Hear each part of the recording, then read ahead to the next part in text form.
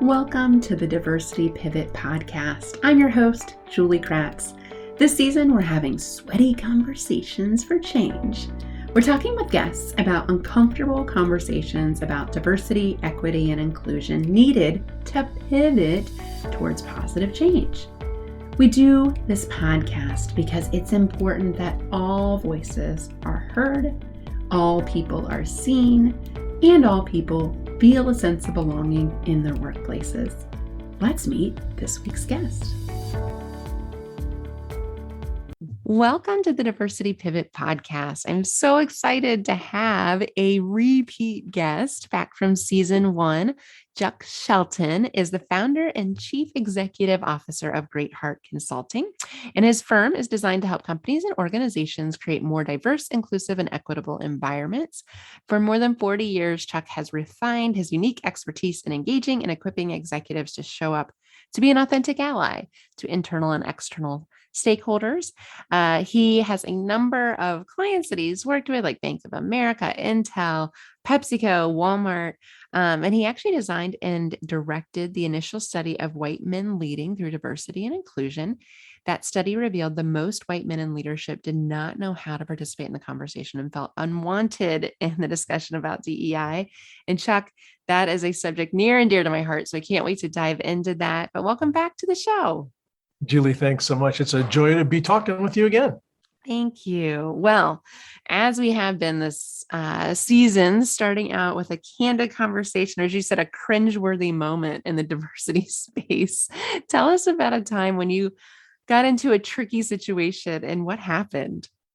You can kind of feel the physical part of a word like cringeworthy, can't you? So this goes back a ways. I grew up and came to learning around gender and race really early in my life, but didn't have as much experience around sexual orientation and gender identity. And it was probably about 30 years ago now.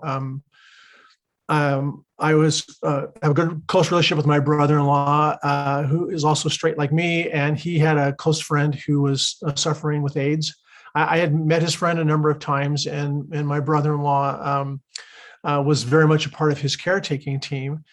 He ended up, Dan's friend ended up passing away from AIDS, which was really tragic.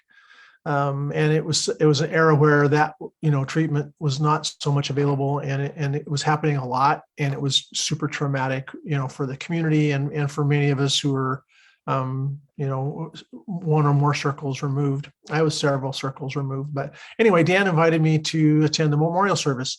And at that time, the gay community in Seattle was located largely on Capitol Hill, a neighborhood. And I drove in to go to the memorial service at this large home. Parking is always a challenge. Couldn't find a place close by. I noticed a number of pairs of men going into the house. So I located the house, went around the block, couldn't find a place to park, went by the house again. And by this time, I was noticing in myself, I was uncomfortable. I was uncomfortable about the prospect of being an only one, even though I wasn't going to be the only one, because at least Dan was going to be there. But I realized I hadn't really thought through what I was going to feel like. Well, I ended up driving around the block 3 times and going home, because I didn't have literally the courage of my own convictions at that time. I wasn't ready to face. And I wasn't even really making up a lot of stories about what was going to happen. This is a memorial service. I didn't really, and I probably pretty much look straight or act straight. I don't quite know, but I wasn't probably at risk of any kind, except for in my own head and my own heart. So I beat up on myself for a while about that, and then talked to Dan and kind of got over it. And another 20 years passed, and we were finishing up a design for some research. And at that point in the process, the executives were waiting for the design. The research was going to be divided or filtered by gender. And right at that point, we only had the binary, men and women. And it was the very day we were about to release the design to the executives. It was the day that Facebook announced like the 46 different ways that people could identify by gender. And my initial internal reaction, again, back to kind of where this learning has been manifesting, my internal reaction, like Mr. Diversity here, my internal reaction was, well, really, I mean, is that a thing? And it was dismissive. And then like people do, they start questioning the data. It's like, well, how many people really? And then of course, Facebook said 700,000. So, what I noticed was I still went through the processes of unconscious bias. I still had them in me and they still manifested. But the difference was in how quickly I noticed myself feeling it and then what I did afterwards. And I was able, really in a fairly short period of time, to say back to the client, which actually a couple of them were even, more troubled by the cringe behavior than I was. Saying, look, we're going to have to take a hold on this design because we have to rethink something we've been missing here. And Facebook's release now brought us to that awareness. So for me, a couple lessons. One, perfection is not available. However long you've been at this work, whatever you've been learning, whatever hard work you've done and continue to do on yourself to grow and change and be better, the world will continue to present opportunities that we don't measure up to. And then the other half of that, or the other side of that, or the downstream part of that, is that we can grow. We can become more ready for the next thing we weren't ready for.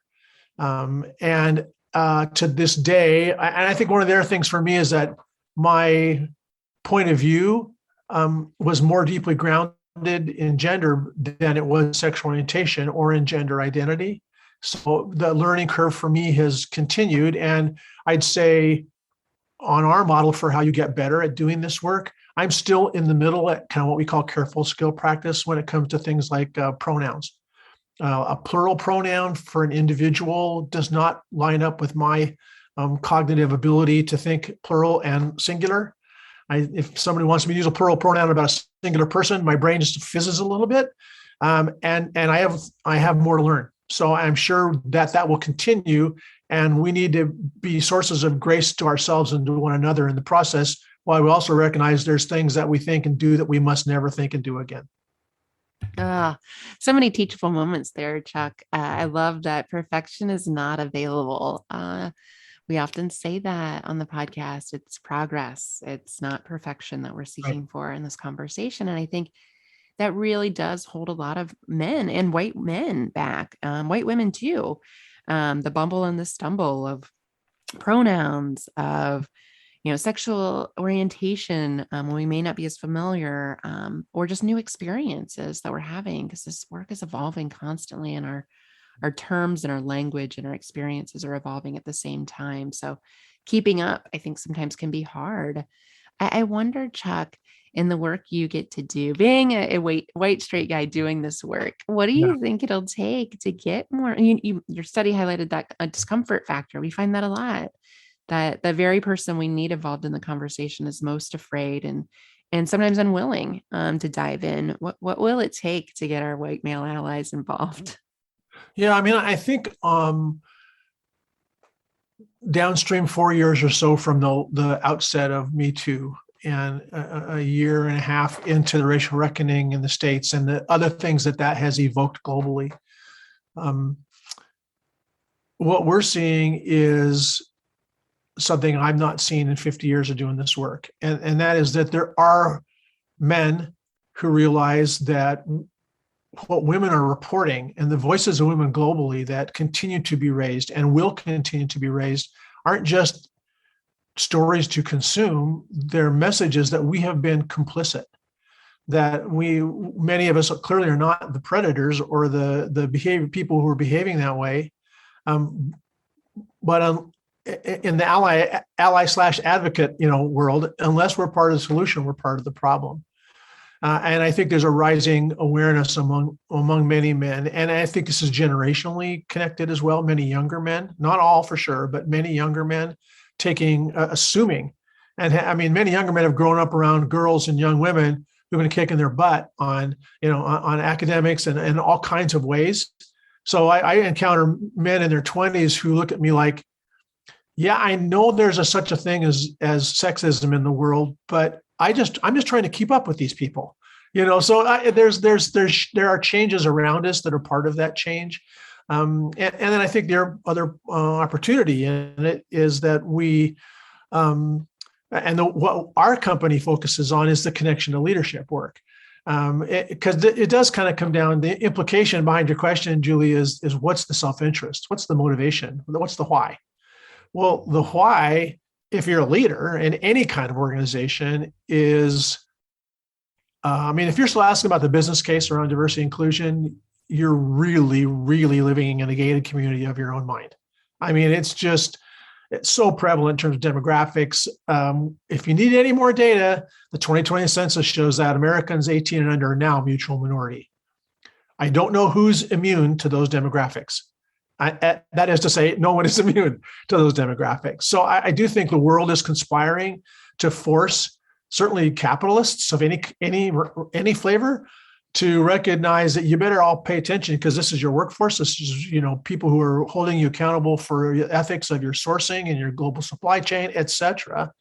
And I see CEOs even, or senior leaders, who 10 years ago got away with sponsoring stuff or not saying stupid stuff or not getting sued or not getting bad press, now realizing you can't even ask the diversity officer for content for your brown bag or your town hall. You got to bring your own stuff. And I'm loving that pressure. It's just like and honestly, inside the culture of white men and the competition aspect of it, when some white guys who are the late bloomers, late adopters, see other white guys retaining their teams and putting out great products and doing whatever the mission of the organization is in a way that people want to work for them and buy from them, even people who've been the most resistant, some of them are starting to say, well, I don't want this to be a political thing, but whatever this diversity inclusion thing is about is something I got to figure out. Yeah, it's a fun moment to be a part of. Yeah. Oh, yeah, I'm still a little scared, but I don't want to miss out. Yeah. I don't want to be included, right? I want to be an inclusive leader. Yeah. And that probably means they have some work to do on that. And so much more than they suspect. Yes, yes, yes. And that's where I see the real opportunity in our work is how do we shorten that learning curve? Because you and I, you've spent way more years doing this work. I think about the 7 years I've been doing this. I mean, the amount of books I've read, the amount of podcasts I've listened to, Right. It's a lot of time that we put into this, and it shouldn't take somebody else that amount of time. I'm curious in the work that you do inside organizations that are getting it right.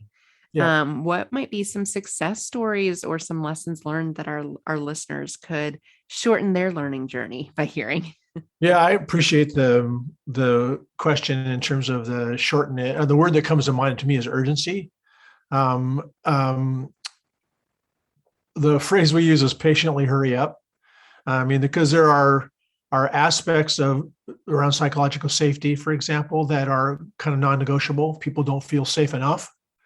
But there's a lot to say and learn about comfort and discomfort, and a lot of iteration and experiential learning to be had around discomfort, particularly as a unexamined artifact of advantage. It's like we just get used to things. If you have multiple advantages, like I've grown up in, you expect convenience. You expect like some of your greatest challenges are the challenges of self-actualization. How fantastic if the whole world was that way? It's not. And for us to be part of the solution, including growing our own careers and having a relevant company, 5 years from now or 10 years from now, is that we get to pay attention to how is this going to help me get my results, and not in and then asking that in a collaborative way, because I've had clients in coaching say kind of like, and I sometimes will get coaching clients because they've run out of anything else to try. And so they go, well, we'll just bring in this weird old white dude who, is going to talk to somebody, see if they can like talk some sense into him. And the more it's like that, then the more for me I'm the more direct I am and saying, look, you're in this mess because you went to the women's conference, you spoke, too long, and you didn't talk about what you're supposed to talk about, and you were really disrespectful. And it's coming, and now it's biting you. So what was that about? So there's a degree of directness that's necessary, I think, for the work, and often many white men in particular are surprisingly open to, because it's part of the culture that we operate in. One of my favorite, kind of speaking of coaching, I would say one of the most impactful approaches is one-on-one advising when it's the right time with senior executives and with the right mix of people doing the advising. I have, because of how I look and my experience, have the chance to say to people who I have those things in common with, I can go right at it. I mean, I had a senior leader say to me recently, he hadn't like been paying attention, which is one of the reasons he got to talk to me. And when he saw me on Zoom, he was so shocked that I was a white guy. I'm like, he just like couldn't get over it. I don't know, he'd assumed I was going to be a black guy or something. I don't know. I didn't really want to know what he was assuming. But as soon as he got over that, and like whatever he was saying to himself about me being a ringer, or I don't even know what he was thinking exactly, but he got after it because. And I said, so you understand, I'm saying the same thing to you that your chief diversity officer has been saying to you for 3 years, and you're receiving differently because I look like you. And he got it immediately like that, which was shocking to the chief diversity officer because she'd been saying the same damn thing to him for 3 years and he hadn't been paying attention. So there's a degree of theater almost to our interventions, is trying to be smart and savvy about the combination of the way that we do things and the timing of it. So I think one-on-one is, when it's right, can be super impactful and really change people, especially people who have that much position power. The other side of that is the scaling side. You can pilot till forever, but at some point, in order to do this work, you have to build an approach to scaling conversations that actually are peer-driven and aren't programs per se, but they're actually culture change initiatives. So one of the things we're doing is a program called Real Conversations, which is a set of, starts out with track conversations, white men, white women, people of color. This is just in the States right now. And then they do 2 sessions together online. Then they come together. And then they have the option for mixed small group work after that. So it's structured, but it's not a curriculum, it's an experience. And that company has done a massive job of investing in curriculum and tools and online learning, which is all great. And a lot of the people in leadership in particular are feeling like, look, I have all this stuff in my hands, but I don't ever get to use it. And then we don't get to be together because we're on camera, right?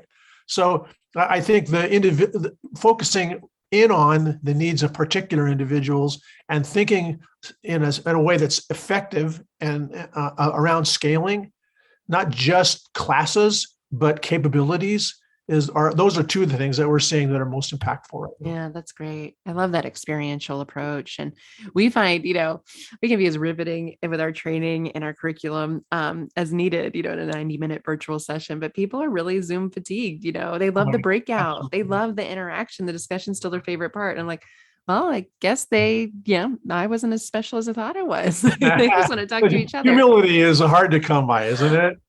But I think, to your point, I mean, yeah, they want to practice, they want to, Yes. engage. Exactly. And that's really impactful for people to really learn. They've got to get their hands dirty with the tools. And it's been hard when we've been removed from each other. I mean, like for white men and women in the last year and a half, it's not so easy right now to start new relationships. Mm-mm. And to like have a collegial relationship with a person of color in which we understand we're not there to say, so what's it like for you to be a person of color? Right. We're there to be humans and get stuff done together and build a relationship. That's just some fundamental aspects of what it means to be human together. As much as we've found ways to make Zoom work, aren't really available until we're back, in some ways with each other. Yep. Yeah. Your circles have gotten a lot smaller, right? In the pandemic world, It's harder to build those relationships, and that's problematic because a lot of white people like us maybe didn't have as many people of color friends, right, and genuine relationships where you could really learn and really understand the lived experiences of someone different than you. So it's a real opportunity. I know, Chuck, you probably get the same question I do when they see our faces, right? And doing diversity training, like, wait a second, you're white, right? And you're blonde too, Julie. Yeah, right. You're blonde. I'm old. So what the heck? Yeah, they're like, why is this old white guy here to do diversity training? He's usually the problem, right? Or with me, it's like, well, what the heck does she know? I know. So I think just addressing the elephant in the room. Why do we need white people leading this work as well, very notably so, alongside people of color and really all the dimensions of diversity? I mean, the fundamental reality is that diversity is the only problem when you actually have differences.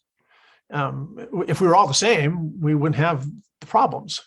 And race has been a line that's been drawn into history in terms of economics and opportunity and wealth and health. And I mean, how many indicators do we need that show the experience, particularly of Black and Native populations in North America and other versions of other identity points globally? So I don't want to over-Americanize the challenge, even while we're trying to solve for it here. So to me, the why, you can take it in the demographics, the trends direction and say, if you want, so I was talking to CEO of an ice cream company, and he said, if we don't change our business model for where our stores are located and where we source our ice cream, we will be a marginal company in 10 years, because it's 18 and unders who make ice cream buying motivational, schemes. And this is from a pretty progressive company. So on the business side, you can say, well, we're going to ignore the trends of history and demographics and just go our merry way, because that sounds like political correctness or whatever. Well, we can deflect or we can pay attention. I think their side of it is, and it's certainly, if you name your company Greatheart Consulting, like we have, we put ourselves squarely in the ethical, what's right for you to become a better human being. And I say, so one of my questions with African-American colleagues and friends, family members, and particularly in the last year since the murder of George Floyd and the awakening we've seen here in the States, is what's it going to be like for you as a person who identifies as Black when you have many white colleagues and friends who are still after this a year later, 5 years later, 10 years later? What's that going to be like for you? And pretty much without exception, and I've been asking them since last summer, and without exception, they've said, I have no idea. I've never experienced white people being for me and us like that before. And it's manifesting. There's certainly some drop-off. Some of the stuff we saw last year was flat out performative. We knew it would. Some of us who were cynical, I'm not one of those, but some cynical people said it's all performative. It's not. Julie, I did a book club with my sister, who's 8 years older than me. Everyone on the Zoom call in Spokane, Washington, pretty conservative place, were older white people who utterly met my stereotype of, why am I in this book club? There were like 12 senior white people in a conservative context who'd been reading anti-racism books together, who were talking to the local sheriff about his decisions with race in view. And I thought, geez, how am I going to keep up with these folks who were some of them were like 20 years older than me? And I thought, okay, that was beyond anything I ever expected to see. And I think there's a connection to our values as a country. There's a connection to values related to religion. They're on the motivational scheme, social change side. The only way I can make sense of something literally new under the sun, because none of us, whatever color of our skin, have seen what's happening now, is that's kind of how history works. You go along and it all of a sudden it looks like it changed. It was just getting ready to change until now. People say, well, how do we end up with a Black president? Like it was some, freakish act of history. Well, it was an act of history, but history goes at its own speed. And I think that's true, with gay marriage. And I think that's true now. I think when it comes to race and the racial reckoning, there are white people, dozens, hundreds, thousands, hundreds of thousands of millions of white Americans that are saying, I'm going to be part of the solution. And that's going to be really confusing, and in a wonderful way and in a learning curve way for people who don't identify as white. Yeah. Yeah, I hear you. Yeah, I know. I was really skeptical last summer when the phone started ringing a lot. I'm like, oh, geez, really? Right. You just want the one session, the check the box, something to go along with your fancy statement and your donation. But we're really seeing a sustained effort around this. We're having really good conversations about 2022 and not just one program, but multiple programs, and seeing it as a cultural transformation, not just this initiative. So I'm excited. And I think corporate America has a real opportunity to advance social change more quickly. Politics takes a little longer, but you're right. What if? I love that question. What if we had more and more white people continue to speak up and it doesn't go away, what would that look like for you? Yeah. And I love that. My friends of color have given me that charge to say, keep talking, keep talking. Yeah. That's the number one thing that I've been advised on. And I was like, challenge Yep. accepted. Yeah. I mean, I think for me, one of the truly encouraging things is the learning curve for women on gender dynamics, like you and I are talking in the setup here about white women's work around race, or the learning for people of color encountering white people who really are truly learners and are bringing a humility and a willingness to use the advantages that we do have in responsible ways. So I like that a lot. And I think practically what it's meant for me, and one of the things that sustained and guided me is what you just said. I have the voices of other people in me. And I've got like 5 or 6 voices of Black women that I have been and who've passed or who I am close to now. And it's kind of like the old bumper sticker. This might sound sacrilegious, but the bumper sticker was, what would Jesus do? And in my head is like, what would Brenda do? And I'm feeling that accountability that you spoke about. I feel like doesn't mean I would say it, I would respond in the same way Brenda would, God help us. But because I'm not qualified to do some of what Brenda does, but I'm qualified to do what I am able to do. When we have the voices of other people like that in us, then it lessens my sense of risk. Certainly, one of the recent studies from Catalyst I found really interesting was the degree to which men struggle to speak up about sexism in the workplace because of anxiety, particularly about how other men will see us. And you can look at that and just go, oh, you poor baby. I mean, I think that's part of the challenge right now is like when with white people, us doing our own work, sometimes people of color will peer in or hear about it and just like shake their head, roll their eyes. And I just go, do it with me, but don't do that out loud. Don't assume we're all fragile, because we're not. Don't judge us for being where we are and being as far away from where we need to be as where we are. We need you to keep saying, love the direction you're going. You need to go a lot faster right now. Yeah. Okay. Back to that, like, what did you call it before? Patiently hurry up. Yeah, exactly. Yeah. Yeah. We need listeners. Patiently hurry up. Yeah. Thank you, Chuck. Oh, this has been awesome. Thanks so much for sharing your stories, your expertise. Couldn't agree more with you that we need a lot more of us living this work, engaging in this work, and being allies for one another across all the dimensions of diversity. Before we wrap up, tell our listeners, how can they follow your work, stay in touch with you? Yeah, greatheartconsulting.com. It's the standard approach. Our website has a lot of information about what we do and what I'm involved with. Perfect, Chuck. Well, listeners, check that out. Great resources there. And I'm thankful to have spent some time with you today, Chuck. Thank you so much. It was an honor. Thanks so much. Thank you for listening to the Diversity Pivot podcast. Allies are necessary for positive change. If you're on the journey to becoming an ally, we invite you to participate in our new signature Lead Like an Ally online self-paced learning program. It's comprehensive, and it includes an online learning platform packed with tools, stories, and ideas to become an even better ally. Head over to leadlikeanally.com to learn more.